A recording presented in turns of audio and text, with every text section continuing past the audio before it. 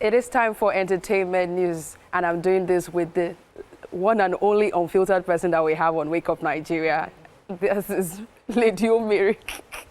On what? I am the most filtered person. I think even our audience over the years can agree with me that there's nothing like filtered in your dictionary. Oh my God. I'm going to do better. So happy to be here with you. How are you doing this morning? Very well, thank you. Are you ready for this? Oh, sure. All right, sure. Let's start with Portable knocks down Speed Darlington in first round of celebrity fight. Now, controversial Nigerian singer Habeeb Badmus Okikiola, popularly known as Portable, defeated rapper Darlington Okoye, popularly known as Speed Darlington, in a celebrity fight tagged Chaos in the Ring, Battle for Glory. The fight held at Balmoral Events Centre in Lagos over the weekend and saw Portable dominate Speedy from start to finish. The fight ended when Portable won on technical knockout since Speedy couldn't keep up to the tempo of the fight due to a sustained injury. Now, hours after the fight over the weekend, Speedy insisted in a video that he posted to his social media that Portable must have been aided by juju to beat him, to which Portable replied, in quotes, "I am not a loser, I am a winner." He, Speed Darlington, is saying, "I use juju." Yes, now juju, go find your own juju.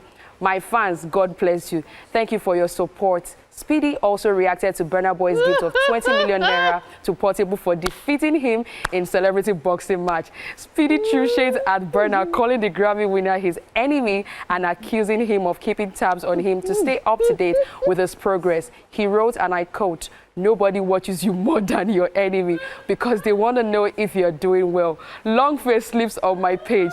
His whole life is now checking up on me." End of quote. I swear to God, trouble sleep like this. My goodness, so I like Akpi. Sometimes is, you know, it goes overboard. But on this one, Akpi, just accept that you lost. You black and blue. As in, did you see his dislocated arm? Like Baba was technically like his this. His arm was dislocated. You're talking to a whole Ika. As in, a whole Portable. You could tell that Portable put every. It was like like I go kill I think Portable was probably even angry. Like, he was angry. Is you that I'm going to do all the transfer of aggression of this music industry? And he should have learnt, because Portable beat Igwe Tupac the other time. The last battle that they had, he actually beat Igwe Tupac. No, he felt. You know, people look at Igwe Tupac as okay, not just older, but he's also, you know, if a bit chubby and maybe buttish. Yeah, but so Speed Darlington thought, Portable, walk in the park. I'll just give him a few jabs, probably learn a few, you know, moves, and felt. I think he should have been wary, because when Portable beats Igwe Tupac is actually even more physically fit than Speed Darlington could ever be in his entire life. By the way. And you say I'm unfiltered? No, me, I'm still better than you. You are the absolute worst when it comes to filters. But then, of course, well, the match is over. As it is, they said this is round one. Yes. I think round two should be more of speech. That's the one that Akpi will win. You know, yab themselves. But have you seen Portable when he goes in with his Yoruba? See, don't worry. And a bit of you see that Akpi will go into with Igbo language, everything. By the time he's done. Yeah. That guy's mouth is bad, though. Exactly. Both have bad mouths. But yeah, it was fun to watch. We actually enjoyed it. And Burna is petty. Kudos to him. 20 million naira. 20 million naira is a lot of money. I'll not go and fight with that. Yeah, we'll beat you black and blue. I don't know you. He will not do that transfer of aggression. I swear. Now let's move on to the next story.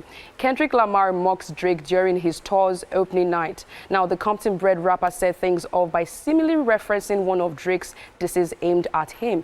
During his Grand National Tour stop at the US Bank Stadium, Kendrick Lamar left concert goers shook when he trolled Drizzy's Drop Drop ad-lib from his song.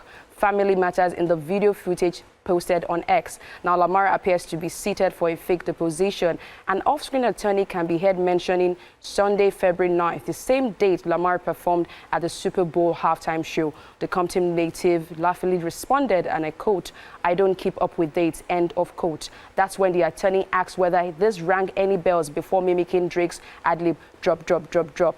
The screen fades to black as a famous opening line to Lamar's Not Like Us plays throughout the stadium. What we're talking about, this is kind of pettiness I like. They have been dissing themselves since 2013. and this is 2025. Lamar is not getting tired anytime soon. He's going in on Drake as much as he can. I mean, I love it for the culture. I don't know about you. What do you think? So I believe they both crossed the line. Okay. You know, when it comes to disses, there's that thing of sometimes going personal and all. Yeah. But they've not only gone personal, they've gone deeply personal. Yes. And I feel at this point, I doubt they will ever be friends again. No, they will know, all the while when people are doing this track, sometimes there's still that possibility of reconciliation. But it has gotten dirty. It's a bit childish, if you ask me. With allegations of domestic violence and a lot of things. Yeah, like, I've always believed that art is beautiful, culture is beautiful, music is beautiful, but there has to be that place where you draw the line and said, this line will not be crossed. And the line has been crossed so far. I recall J. Cole said something that he had to pull out of the old drama because he realized that, okay, this thing is getting so bad that he's not looking to make a fool of anybody. Of course. These are his bros. Like, he'd rather just leave it at that. However, this thing is out of hand now. You know, sometimes people will say getting out of hand. It's already out of hand. I think what even made me laugh the most was when he had the Super Bowl and he had to bring out Drake's ex, Serena Williams, and she was doing that. They're not like us. She claims she did it for the culture. We're an auntie, we're not buying that. She did it for the culture. We both know what it is. We're not buying it, please. Yeah.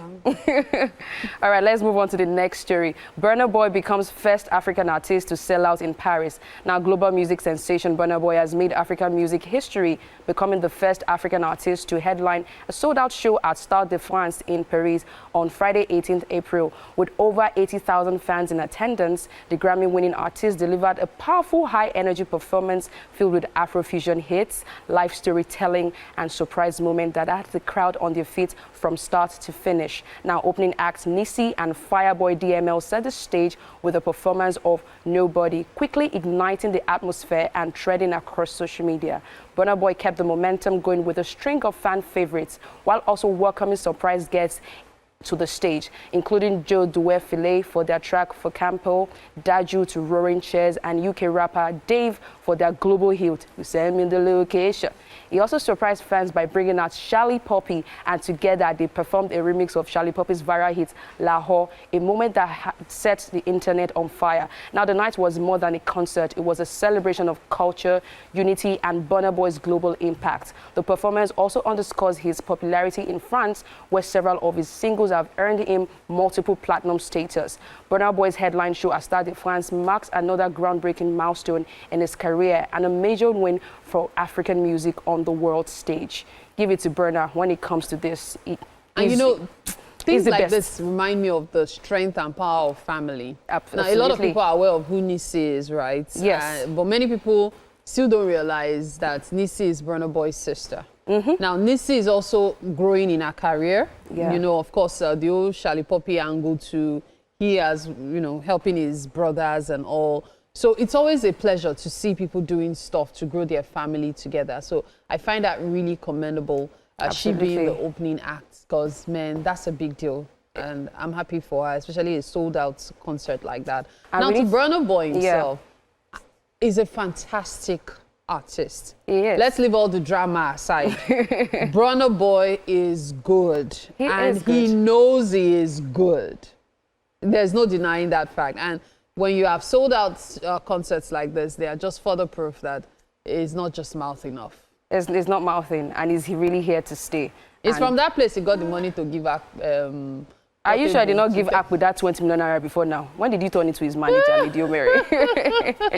But we love Burna Boy. He's called an African giant for a reason, and we keep rooting for him. She keep making us proud. Absolutely. Thank you so much for doing this with me, Mary.